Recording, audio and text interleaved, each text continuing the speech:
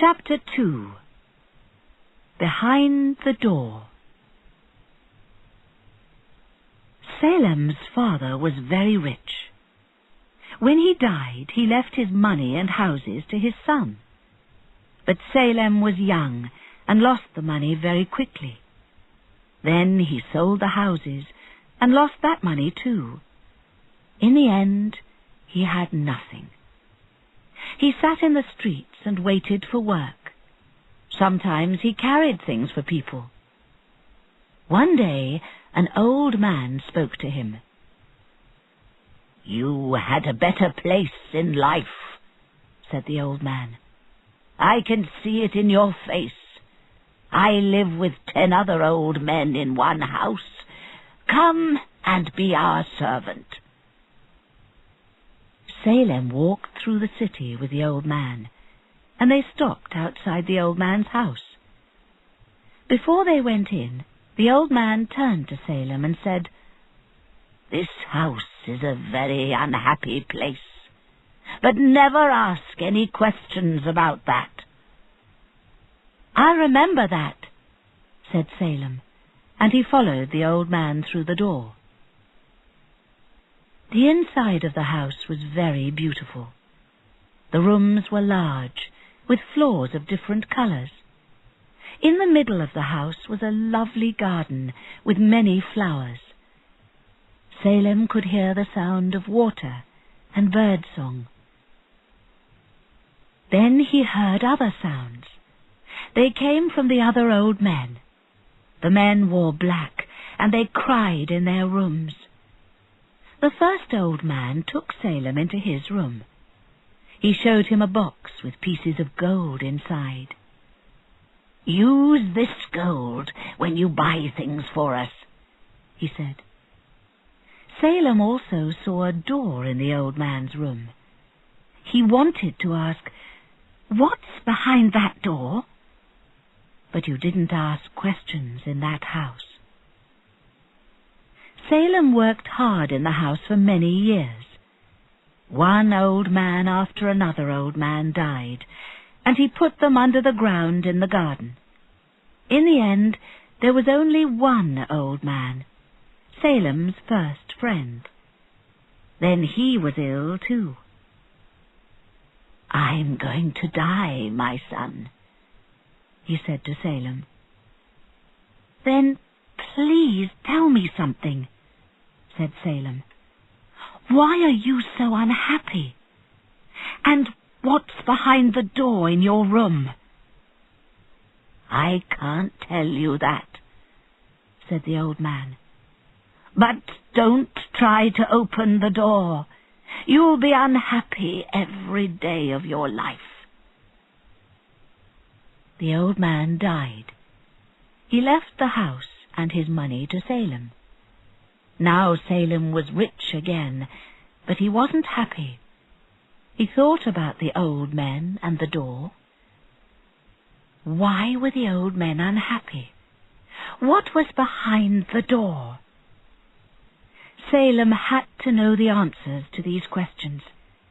He took a piece of heavy wood and broke the door. The door was open. Scheherazade stopped. "Well," said the Sultan, "what happened next? What was behind the door?" "Sir, there's light in the sky," said Scheherazade. "You're going to kill me now." "But you can't stop there.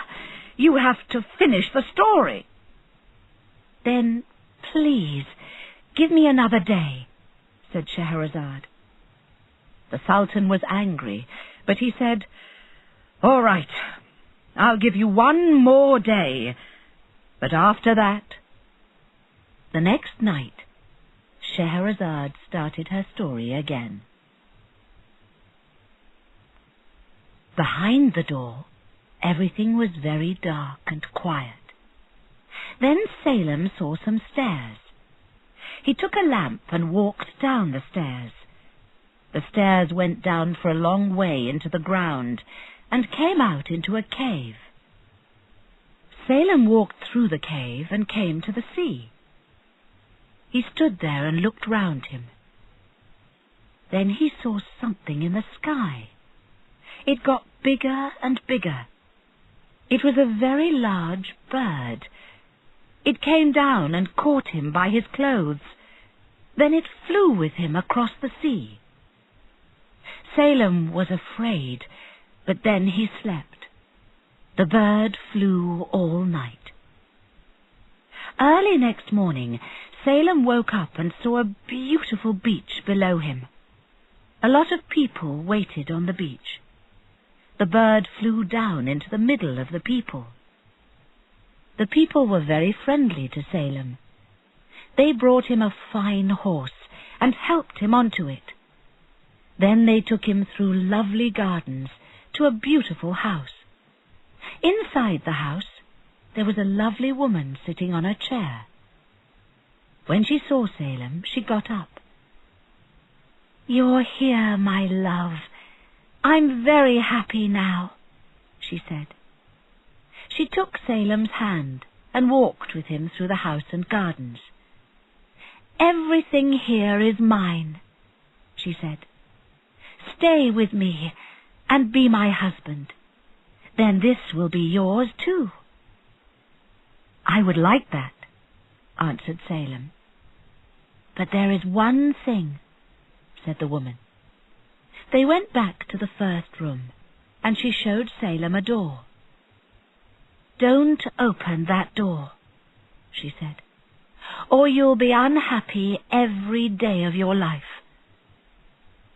Salem took the woman's hand. "I don't want to open the door," he said.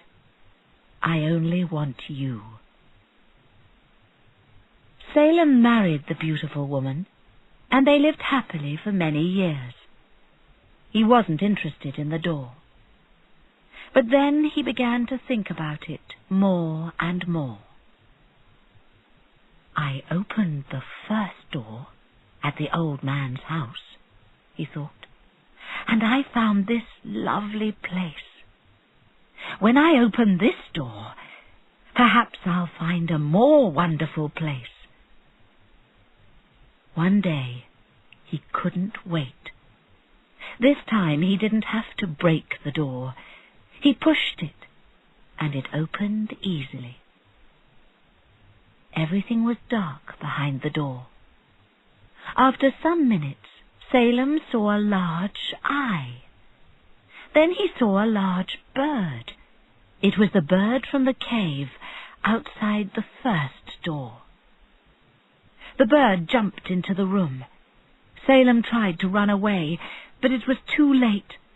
The bird caught him by his clothes and pulled him outside.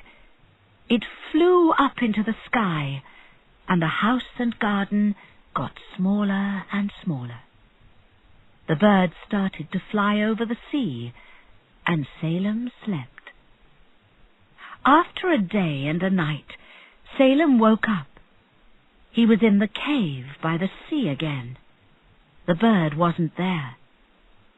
Salem walked through the cave and found some stairs. He walked slowly up the stairs and found a door.